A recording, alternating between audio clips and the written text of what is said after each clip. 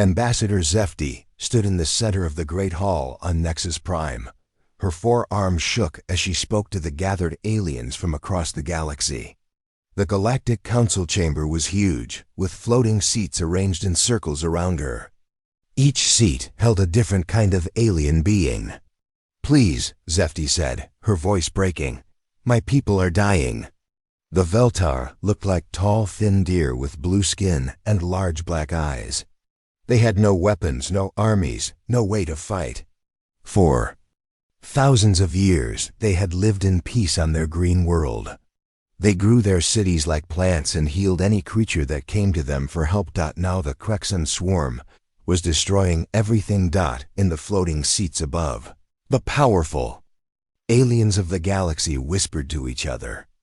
The Zethkari looked like living crystals that glowed with inner light. The Nethrim were clouds of gas held together by energy fields. The Merlots swam in tanks of water, their fish-like bodies moving slowly. Council President Varthak, a massive rock creature, hit his stone gavel 3 times. "The Council has heard your request, Ambassador Zefti. We understand your situation is difficult." "Difficult?" Zefti's voice rose higher. "The swarm has taken 4 of our moons. They are eating our people alive. They turn our children into food for their young. This is not difficult. This is the end of everything we are." She pulled out a small device and pressed a button. Above her head, images appeared in the air. The pictures showed the Krexan at work.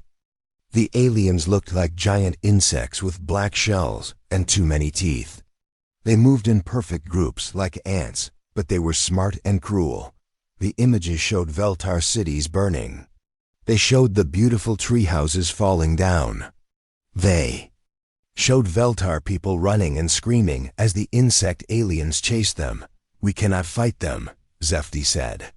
"Our bodies cannot hurt other living things. It is not in our nature. When we try to hold weapons, our hands shake. When we try to think violent thoughts, our minds shut down. We are healers, not killers." She fell to her knees. "But you can fight. You have armies and ships and weapons. Please help us." The council members looked at each other. They had been talking about this problem for months. The Krexan swarm was dangerous, but they were far away from the important worlds. Ambassador Kethral of the Zethkari Empire spoke first. His crystal body flashed with cold blue light. "The Empire sympathizes with your plight. However, our forces are needed to protect our own borders. We cannot risk our people for one small world."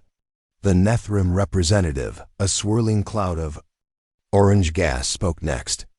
"Our military assets are spread thin across 17 sectors. A deployment to your region would leave our own worlds vulnerable." One by one, the major powers gave their excuses. They were too busy, too far away, too worried about their own problems. Some offered to send supplies or medical aid, but no one would send soldiers. Out in the observer section, a human woman sat quietly. Ambassador Sarah Chun wore a simple black suit and took notes on an old-fashioned paper notebook. Earth had only joined the Galactic Council 3 months ago. Humans were still learning how things worked. The other aliens thought humans were interesting, but not important. Earth was what they called a Class 12 death world. Most aliens could not even visit Earth without dying. The air was poisonous to some species. The gravity was too strong for others. The temperature changes would kill most galactic races in hours. Humans had evolved on a planet that was trying to kill them every day. This made them tough, but also primitive in the eyes of the galaxy. Earth had no energy shields, no plasma weapons, no anti-gravity ships. Human technology looked crude and basic. President Vothak spoke again. "Ambassador Zefti, the Council understands your pain, but we must consider the greater good. The Krexan swarm has never attacked the core worlds. This appears to be an isolated incident." "Isolated?" Zefti stood up, her legs shaking. "They have consumed 12 worlds in the Outer Rim. 12. Each time you called it isolated. Each time, you said it would not spread. How many more worlds must die before you act? The president's stone face showed no emotion. The council will continue to monitor the situation. We encourage all members to provide humanitarian aid to refugee populations. Zefti stared at him. Humanitarian aid? In 3 days, there will be no Veltar left to aid. In a week, the swarm will finish building their breeding facilities on our worlds. In a month, they will have enough new warriors to attack the next system.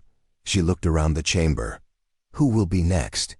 Will it still be isolated when they reach your worlds? The council members shifted in their seats. Some looked uncomfortable, but no one changed their minds. Then this council is useless, Zefti said. My people will die because you are cowards, Ambassador. President Vorthak's voice boomed. You will show respect in this chamber.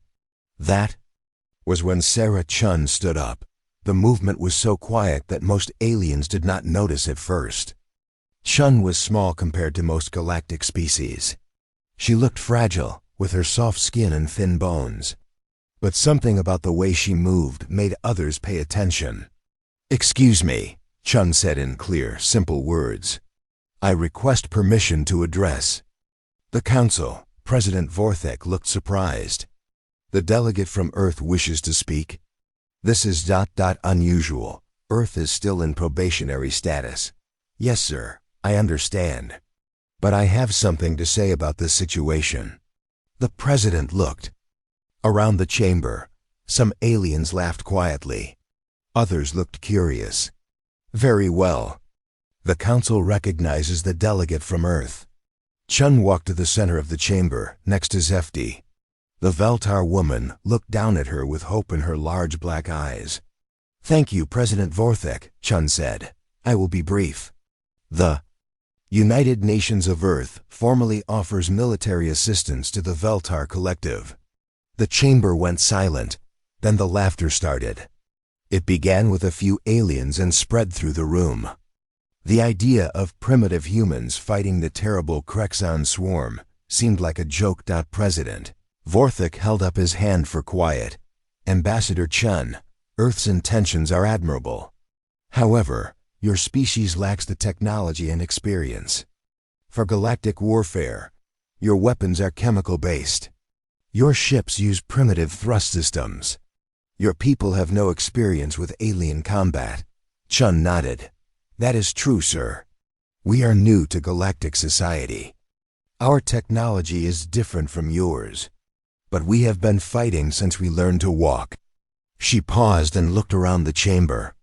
President Vorthak, you say we lack experience with alien combat. But we have experience with something else. We know how to survive when everything wants to kill us. We know how to fight when we are outnumbered. We know how to win when everyone says we cannot. The laughter stopped. Give us 3 days, Chun said. 3 standard galactic days.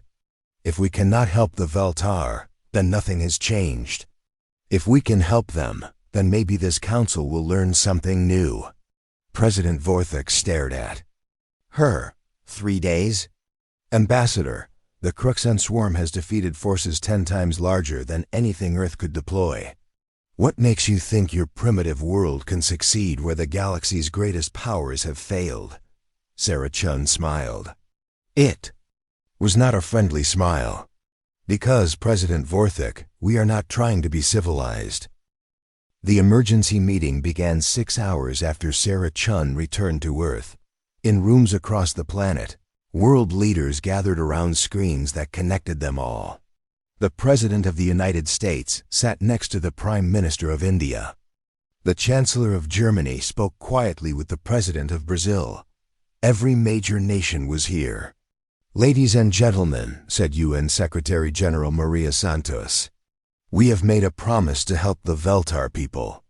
Now we must decide if we can keep that promise. General Patricia Hayes, the head of Earth Space Command, stood up. She was a tall woman with gray hair and scars on her hands from the resource wars. The situation is clear. The Krexan swarm has 40,000 warriors. On Veltar Prime, their ships are big and heavily armed. They fight like insects with perfect coordination. She pressed a button and images filled the screens. The pictures showed the Crexon warriors.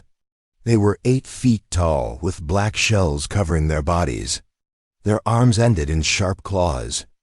Their mouths had rows of teeth like saw blades. They are strong and fast, Hayes continued. Their shells can stop most energy weapons. They feel no fear and never retreat. In the past 50 years, they have destroyed 23 worlds. The French president leaned forward. General, how many soldiers can we send? 12,000. Combat troops, another 3,000 support personnel. 6 carrier ships and 18 escort vessels. 12,000 against 40,000. The Japanese Prime Minister shook his head. The numbers are not good, Hayes smiled. Prime Minister, you are thinking like a civilized person. The Crexon think like civilized people too. They believe that bigger numbers always win. They believe that frontal attacks are the only way to fight. They have never met humans. In Moscow, President Volkov spoke up. What do you mean, General? The Crexon have fought many species. The Zefkari use energy shields and plasma cannons. The Nethrim fight with gas clouds and lightning. The Merlots attack with sonic weapons. All of them fight fair. All of them follow rules of war. Hayes walked to the window and looked up at the sky. Humans do not fight fair. We cheat, we lie, we hide. We use the environment as a weapon. We attack when the enemy is sleeping. We poison their water and burn their food. The British Prime Minister looked uncomfortable. General, those tactics sound primitive? Hayes turned back to the screen. Exactly. The galaxy thinks we are primitive because we use chemical explosives and metal bullets. They think we are weak because we have no energy shields. They are wrong. On the screen, she showed pictures of human weapons. Rifles that fired armor-piercing rounds. Grenades that exploded into thousands of metal fragments. Flamethrowers that could melt steel. Mines that could destroy tanks. The Crexon shells can stop energy weapons, but they were never designed to stop bullets moving at 3,000 feet per second. Their coordination depends on chemical signals that we can disrupt with our own chemicals. They have never fought an enemy that uses the environment against them. Secretary General Santos nodded. What do you need, General? Everything, Hayes said. Every weapon we have, every dirty trick we know. Every advantage that comes from being born on a world that hates us. The next 24 hours changed Earth forever. In factories across the planet, machines stopped making cars and started making ammunition. Companies that built computers began building targeting systems. Scientists who studied diseases started developing chemical weapons. At Baikonur Cosmodrome in Kazakhstan, massive cargo ships landed every hour. Workers loaded them with supplies that no other species in the galaxy used. Barbed wire to slow down enemy advances. Landmines to control movement. Napalm to clear forests. Poison gas to disrupt communications. The ships also carried stranger things. Speakers that could play sounds loud enough to cause pain. Lights that flashed in patterns designed to cause seizures. Chemicals that smelled so bad they made enemies vomit. Every dirty trick that humans had ever used in war. Colonel Marcus Webb watched the loading from the command center. He was 50 years old and had fought in 7 different wars. His face was covered with scars from the Australian drop bear attacks. His left arm was artificial, replaced after the Amazon conflict. Sir, said Lieutenant Rodriguez, his aide. The Veltar representative wants to speak with you. Webb turned to see Ambassador Zefti standing in the doorway. The tall blue alien looked around the command center with wide eyes. She had never seen anything like it. Human military bases were not like galactic facilities. There were no smooth walls or soft lighting. Everything was hard metal and sharp edges. The air smelled of oil and gunpowder. Soldiers moved with quick, efficient steps. Ambassador, Webb said, "What can I do for you?" Zefty stared at the screens, showing weapons being loaded. "Colonel Webb, I must ask you something. Are humans truly willing to fight for people they barely know?" Webb looked at her for a long moment. "Ambassador, let me tell you about humans. We evolved on a planet where everything wanted to eat us. The weather tried to kill us. The animals hunted us. The plants were poisonous. Even the water could make us sick." He pointed to the screens. "But we survived. We learned to make tools. We learned to work together. We learned that sometimes the only way to protect what you love is to become something your enemies fear." Zefty's large eyes filled with tears. "But why help us? We have nothing to offer you. We cannot fight. We cannot build weapons. We are useless in war." "You are healers," Webb said simply. "In our wars, many of our people get hurt. Your ability to heal without causing pain is not useless. It is precious." He walked to another screen that showed the Krexan attacking a Veltar city. "And there is something else. Humans do not like bullies. We do not like it when big, strong creatures pick on small, weak ones. It makes us angry." Webb's voice became harder. "When humans get angry, we do not just fight. We make sure the bully never bothers anyone again." On the screen, a news reporter was explaining the human response to the rest of the galaxy. Most aliens thought Earth was making a mistake. The Krexan were too strong, to many, too experienced, but some aliens were watching very carefully.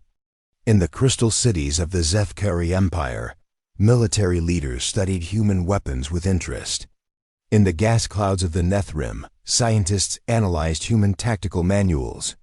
In the water cities of the Merlos, admirals reviewed human naval strategies. They were beginning to understand that Earth's classification as a death world meant more than just environmental danger. It meant that anything that survived there would be dangerous. TOO Dr. Elena Vasquez finished her briefing to the assault teams. She was a small woman with dark hair and quick eyes. She had spent her life studying alien biology, but now her knowledge would be used for war. "The Krexan communicate through pheromones," she explained to the soldiers, "chemical signals that travel through the air. If we can disrupt these signals, we can break their coordination." She held up a small device. "This releases compounds that will confuse their chemical communication. They will not be able to work together effectively." Sergeant Kim raised his hand. "Doctor, what happens to isolated Krexan?" "They become individuals," Vasquez said. "Without the hive mind controlling them, they have to think for themselves. And they have no experience thinking as individuals." The soldiers smiled. An enemy that could not think clearly was an enemy that could be defeated. At Cape Canaveral, the first human warships prepared for departure. They did not look like the elegant vessels of other species. Human ships were built like hammers, designed to survive impacts and keep fighting. Admiral Lisa Park stood on the bridge of the UN's Defiance. Through the windows, she could see Earth turning slowly below them. Somewhere out there in the galaxy, innocent people were dying while politicians argued. "Admiral," said her communications officer, "we are receiving a message from the Galactic Council. They want to know our estimated time of arrival." Park smiled. "Tell them we will arrive in time to save the Veltar. And tell them that after we do, the galaxy will understand what humans can accomplish when we stop being civilized." The ships left Earth's orbit in formation, carrying 15,000 of humanity's finest warriors toward their first galactic war. Behind them, Earth's factories continued working, preparing for whatever would come next. In the galaxy, word spread quickly. The humans were coming. The primitive Deathworlders were actually going to fight the Krexan swarm. Most aliens thought it would be a short, tragic battle. They were wrong about the tragic part. The human fleet arrived at the edge of the Veltar system 3 days later. Admiral Park stood on the bridge of the USS Defiance and watched the destruction through her telescopes. The beautiful blue-green world of Veltar Prime was covered in smoke. Strange black structures grew from the surface like diseased tumors. "Admiral," said Commander Torres, her second in command, "we are receiving a distress signal from a Veltar defense ship." On the main screen, a frightened Veltar captain appeared. His blue skin was pale with fear. Behind him, his ship's bridge was filled with smoke and sparks. "Unknown vessels," the captain said. "Please stay away. The swarm ships are too powerful. We cannot protect you." Park leaned forward. "Captain, this is Admiral Park of the Earth Defense Fleet. We are here to help." The Veltar captain's eyes went wide. "Earth, but you are so far away. And your ships ... He looked at the human vessels with confusion. "They are so small." It was true. The human ships looked tiny next to the massive Veltar bioships. The Veltar grew their vessels like living things, beautiful and graceful. Human ships were built from metal and concrete, ugly but strong. "Captain," Park said, "we may be small, but we know how to fight. Can you tell us where the Krix are strongest?" "They have taken the moon of Veltar Beta," the captain replied. "That is where they built their main hive. Thousands of warriors are there, preparing to breed more soldiers." Park nodded. "Understood. We will handle the moon. You focus on protecting your people."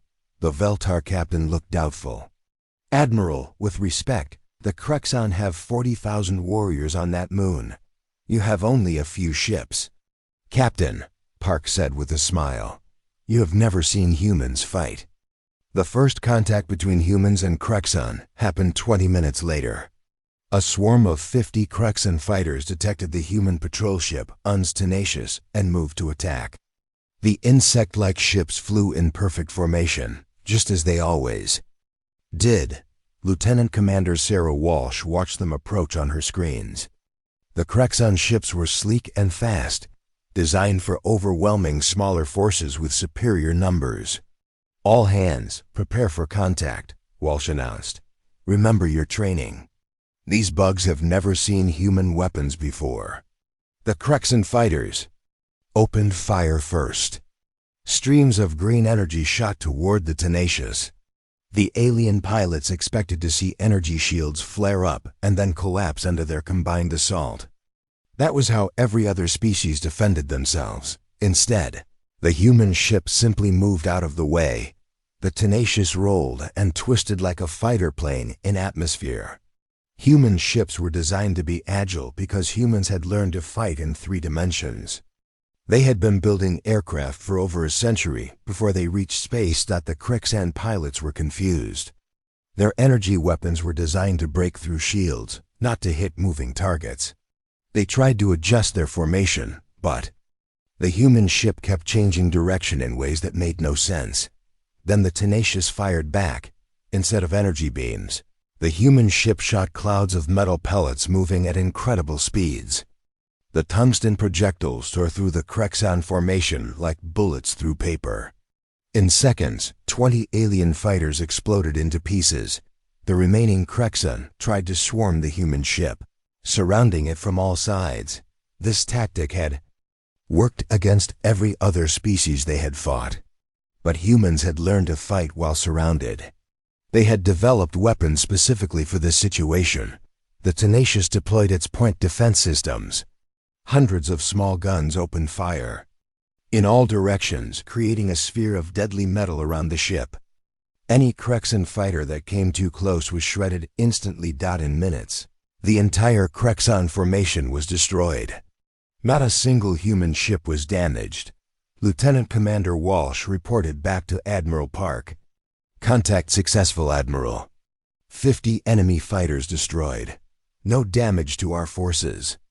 On the command ship, Park's staff looked at each other with satisfaction.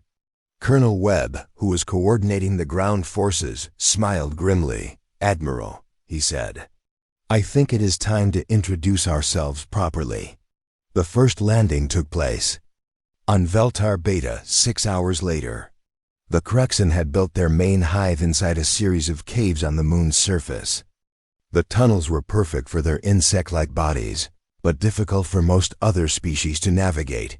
The Crexan Queen Mind was not worried about the small human force. Her warriors had fought many different aliens over the centuries. All of them used the same basic tactics: land troops, advance information, fight with energy weapons. She sent 500 warriors to destroy the human landing force. It would be a simple matter of overwhelming them with superior numbers. The Crexan warriors emerged from their tunnels and charged across the rocky surface of the moon. They moved in perfect coordination, their black shells gleaming in the starlight. They had never lost a battle when they outnumbered their enemies. They never reached the human landing zone. The first Crexan warriors stepped on landmines buried in the ground. The explosion sent bodies flying in all directions. The survivors continued forward, following their programming to advance no matter what. They ran into tripwires connected to more explosives. Then they encountered claymore mines that shot thousands of steel balls in all directions. The Crexan had never seen weapons like these before. Those who survived the minefield found themselves facing human soldiers in prepared positions. The humans had built their defensive line in a crater that forced the Crexan to attack uphill. They had set up machine guns with overlapping fields of fire. When the Crexan charged, the humans opened fire. The bullets tore through the alien shells like they were made of cardboard. The Crexan had evolved their armor to protect against claws and teeth, not high-velocity metal projectiles. But the real shock came when the surviving Crexan tried to use their natural weapons. They could spit acid that dissolved most materials. They had claws that could cut through steel. They were stronger and faster than most species. None of it mattered. The humans stayed at a distance and kept shooting. When Crexan warriors got close, the humans used grenades and flamethrowers. When the aliens tried to surround them, the humans fell back to secondary positions. In 30 minutes, 500 Crexan warriors were dead. The humans had lost 3 soldiers. The Queen Mind felt something she had never experienced before: confusion. Her warriors were the best fighters in the galaxy. They had defeated armies 10 times larger. How were these small, weak humans destroying them so easily? She decided to study the enemy. Using her mental connection to her surviving warriors, she watched the humans work. What she saw disturbed her more than the deaths. The humans were not fighting like civilized beings. They used the environment as a weapon, turning the moon's rocks and craters into traps. They poisoned the air with chemicals that disrupted Crexan communication. They made loud noises that hurt alien hearing. Most disturbing of all, they seemed to enjoy the fighting. Other species fought because they had to. Humans fought like they were born for it. Dr. Vasquez had set up her equipment near the landing zone. She was monitoring Crexan communications, listening to their chemical signals. What she discovered was fascinating. "Colonel Webb," she called over the radio, "the Crexan are having trouble coordinating. Our chemical disruptors are working better than expected." Webb was crouched behind a rock formation, watching the alien tunnels through his binoculars. "How much trouble, Doctor?" "Their warriors are starting to act as individuals instead of a group. Some of them are hesitating before attacking. Others are trying to retreat." Webb smiled. "Outstanding. A confused enemy is a dead enemy." He opened his radio to all units. "Listen up, people. The bugs are losing their group mind. Time to show them what individual human soldiers can do." The next phase of the battle was different. Instead of defending fixed positions, the humans began to hunt. Small teams moved through the tunnels, using night vision and sound detection to find Crexan warriors in the dark. The aliens had never fought an enemy that hunted them. For the first time in their species' history, Crexan warriors experienced fear. Sergeant David Kim led his squad through a narrow tunnel deep inside the hive. They moved silently, using hand signals to communicate. Their weapons were loaded with special ammunition, designed to kill in confined spaces. They found a group of 20 Crexan warriors huddled in a chamber. The aliens were making confused, clicking sounds, trying to re-establish their mental connection to the Queen Mind. Kim's squad struck without warning. Flashbang grenades filled the chamber with blinding light and deafening noise. While the Crexans stumbled around in confusion, the humans shot them with precise, aimed fire. It was over in seconds. As Kim's squad moved deeper into the hive, they left behind small devices that Dr. Vasquez had designed. The machines released more chemicals that would confuse any Crexan who came later. Back on the surface, Admiral Park received reports from all her units. The pattern was the same everywhere. Human forces were systematically destroying Crexan positions with minimal losses. "Admiral," said Commander Torres, "we are receiving a message from the Crexan Queen Mind herself." Park raised an eyebrow. "Really? Put her through." The alien voice that came through the speakers was different from any human had heard before. It sounded like 1,000 insects talking at once. The Queen Mind had lived for 800 years. In all that time, she had never felt what her warriors were experiencing now. Fear was not part of Crexan nature. They were born to fight and die without question. But now, for the first time, some of her warriors were refusing to attack. She tried to force them through the mental link that connected all Crexan. But the human chemicals in the air made the connection weak and fuzzy. Her perfect control was breaking down. Deep in the hive tunnels, Crexan warriors crouched in dark corners. They made small clicking sounds of distress. When human footsteps echoed in the distance, they backed away instead of charging forward. The humans had done something no enemy had ever done before. They had made the swarm afraid. Colonel Webb studied the tactical maps in his command post. The battle was going better than anyone had expected. Human forces had taken control of 60% of the hive complex. Crexan casualties were enormous while human losses remained light. "Sir," said Lieutenant Rodriguez, "Dr. Vasquez wants to speak with you. She says it's urgent."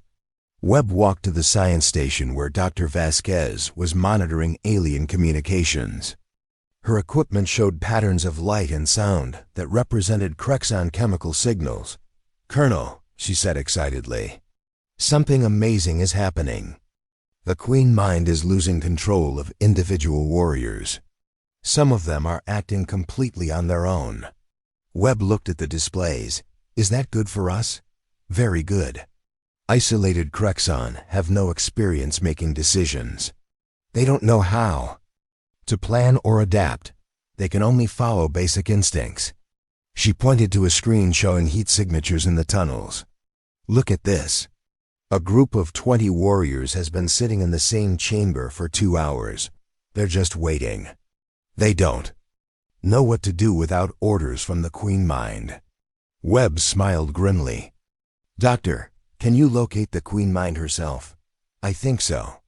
The strongest chemical signals are coming from the deepest part of the hive. She's probably in a chamber about half a mile down." "Outstanding." Webb opened his radio. "Sergeant Kim, this is Colonel Webb. Report to command post immediately." 5 minutes later, Sergeant Kim arrived with his squad. They were covered in dust and alien blood, but none of them were seriously injured. Kim's artificial leg, a replacement from the Amazon conflict, sparked slightly from damage. "Sergeant," Webb said, "I have a special mission for you. We're going after the Queen Mind herself." Kim's eyes lit up. "A decapitation strike, sir." "Exactly. Dr. Vasquez will guide you to her location. Take your best people and whatever equipment you need." Kim studied the tunnel maps. "Sir, that's deep territory. We'll be surrounded by thousands of enemies." "Sergeant, those enemies are confused and scared. They've never faced humans before, and they don't know how to handle us. You've been hunting in those tunnels for hours. You know how they think now." Kim nodded. Yes, sir. How do we know when we found the right chamber? Dr. Vasquez handed him a small device. This will detect the strongest chemical signals. When it starts flashing red, you're close to the Queen Mind. Webb looked at Kim's squad. There were only 8 of them, but they were all veterans. They had fought in the worst conflicts on Earth and survived. People, Webb said. This is what we came here to do. The Crexon swarm has terrorized the galaxy for centuries. Today we end that threat. Forever. The squad moved out 30 minutes later. They carried extra ammunition, explosives, and chemical weapons. Their armor was painted black to blend with the tunnel shadows. Each soldier knew this might be a one-way mission. The deeper tunnels were different from the upper levels.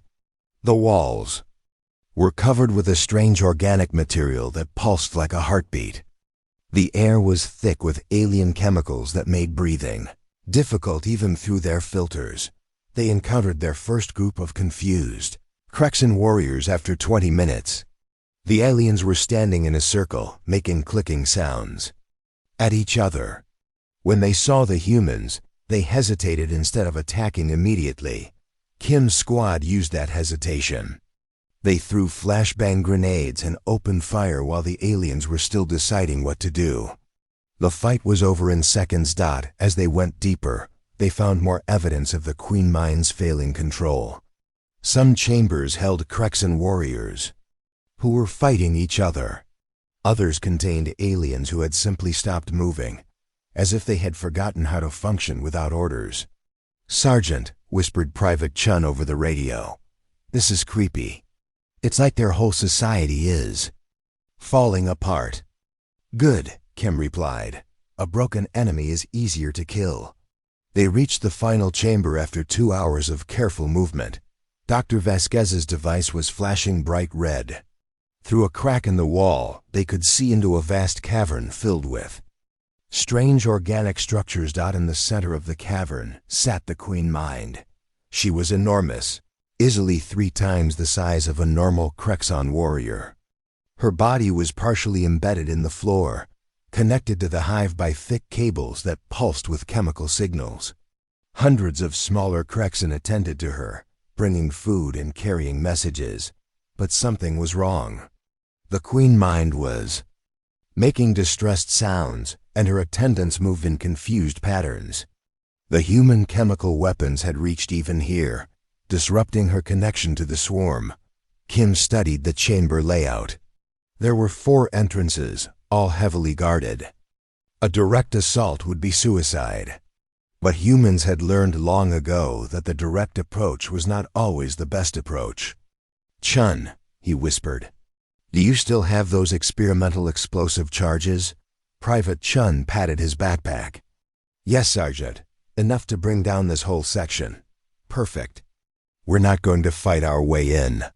We're going to bring the roof down on her." The squad spent 30 minutes placing charges at key structural points around the chamber. The explosives were designed to collapse tunnels, a technique humans had used in mining for centuries.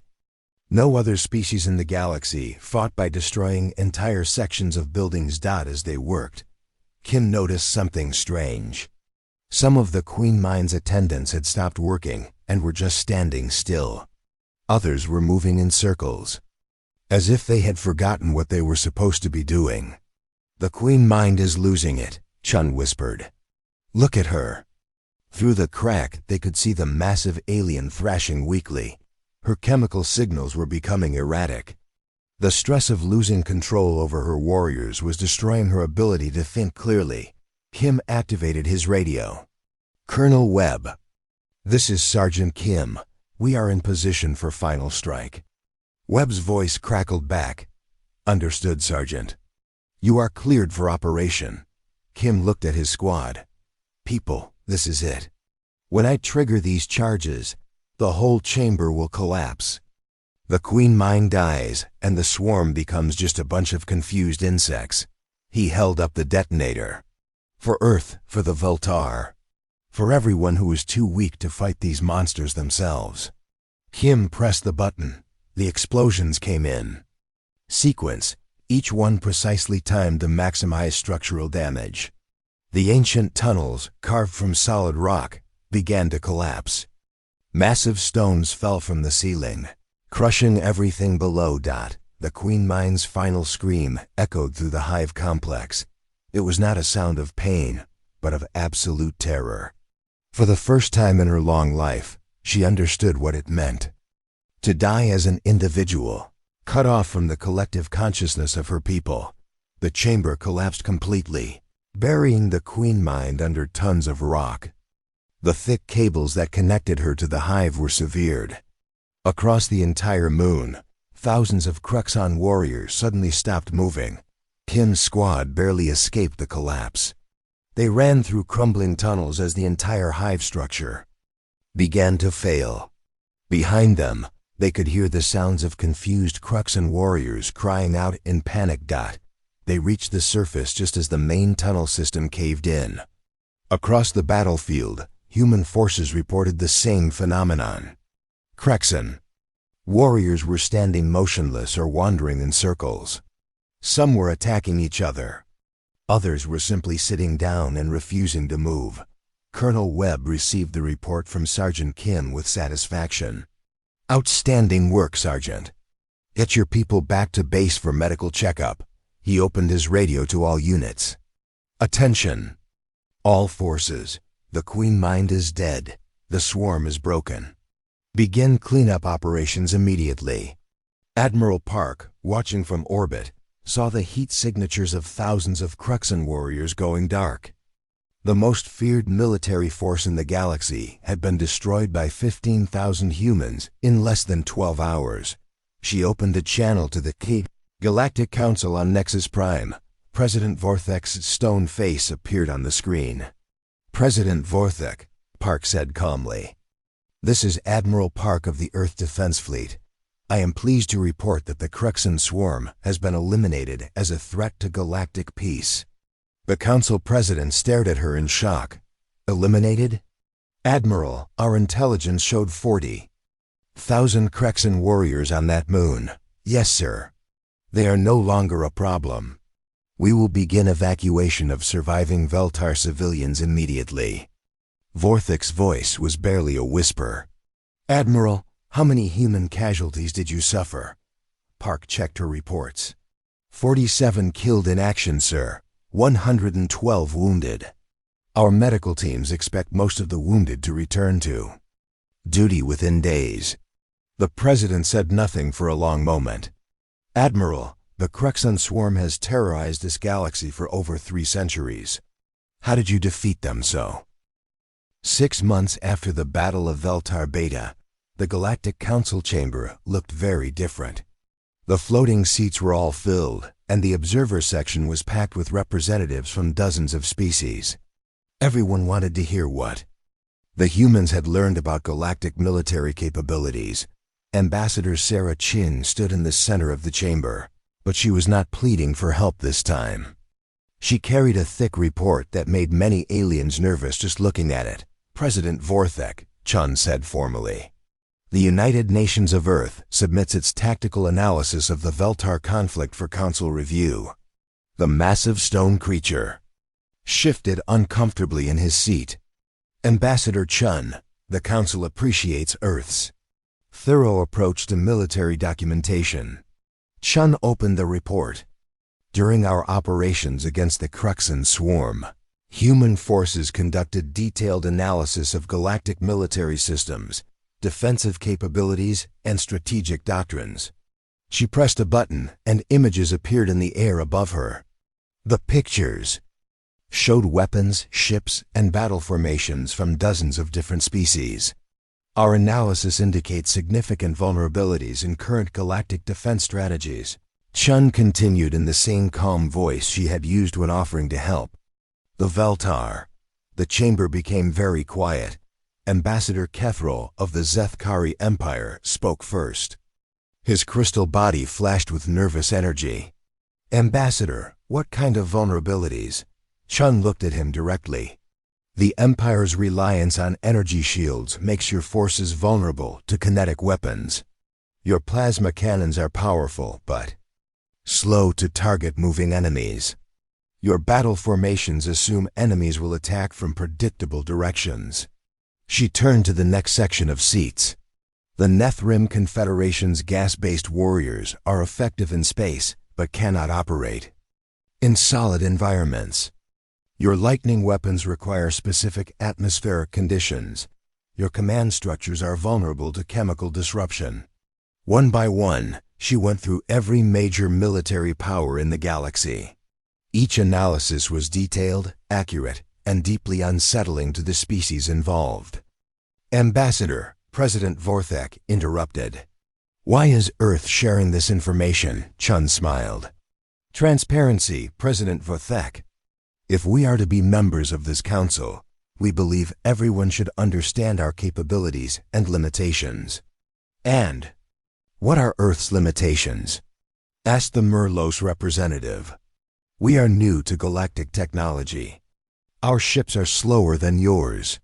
Our weapons have shorter range. We have no experience with energy shields or anti-gravity systems.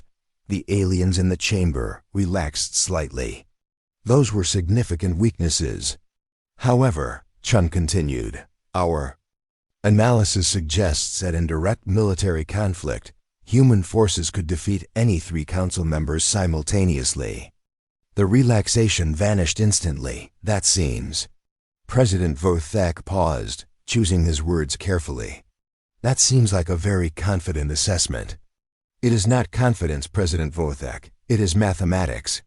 Chun showed another set of images. Human military doctrine focuses on adaptability, environmental advantages, and psychological warfare. Most galactic species fight according to fixed patterns that can be predicted and countered. She gestured to the tactical displays. The Crexon swarm was considered unbeatable because they had overwhelming numbers and perfect coordination. But they had never fought an enemy that used their coordination against them, or one that could function in hostile environments. Ambassador Zefti of the Veltar spoke from her seat. Ambassador Chun, the Veltar people are eternally grateful for human assistance. But this analysis seems to suggest that Earth views the galaxy as ... threatening. Chun's expression softened slightly when she looked at Zefti. Ambassador, Earth helped the Veltar because it was the right thing to do. But we learned something important during that conflict. She paused, looking around the chamber. We learned that when crisis comes, civilized species debate while innocent people die. The Crixon swarm terrorized the galaxy for centuries because everyone assumed someone else would deal with the problem. The chamber was completely silent now. Earth will not make that assumption, Chun said quietly. We will be prepared to stand alone if necessary. President Vorthek leaned forward. Ambassador, are you suggesting that Earth does not trust the Council's ability to maintain peace? President Vorthek, I am stating that Earth will maintain its own ability to ensure peace. Whether the Council chooses to work with us or not is up to you. At that moment, alarms began sounding throughout the chamber. Emergency lights flashed as the Council's communication officers received urgent messages. President Vorthek called one of the officers. We are receiving distress signals from the Outer Rim.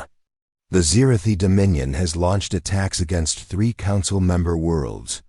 The President's stone face showed no emotion, but his voice carried concern. Details, officer. Silicon-based life forms, sir. They absorb metal and stone to build their bodies.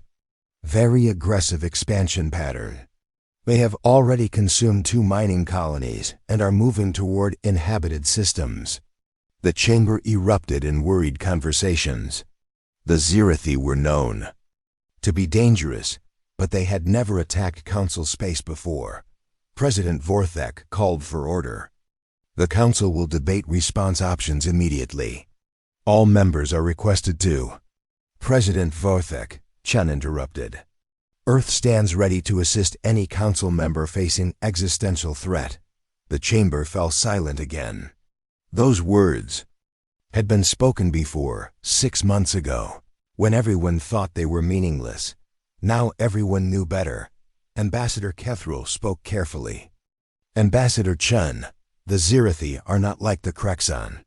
They are made of living metal and stone. Energy weapons are ineffective against them. They can rebuild their bodies from any available materials. Chun nodded. We understand, Ambassador Kethril. Human military planners studied the Zirathi threat during our galactic defense analysis. She smiled, and several aliens felt a chill. We have some ideas. President Vothek looked around the chamber. The major powers were all calculating quietly. They remembered how quickly the humans had destroyed the unbeatable Krexon swarm. They remembered the detailed analysis of their own military weaknesses. Ambassador Chun, the president said slowly. The council would welcome Earth's assessment of the Zirathi situation. Chun opened another section of her report. The Zirathi Dominion consists of approximately 60,000 individual units, organized into mining and military castes. They reproduce by breaking off pieces of themselves and combining with local materials. Images appeared showing the silicon-based aliens. They looked like living sculptures made of metal and rock, constantly changing shape as they absorbed new materials. Their primary weakness is dependency on specific mineral compositions for reproduction. They require rare earth elements that are not available on most worlds.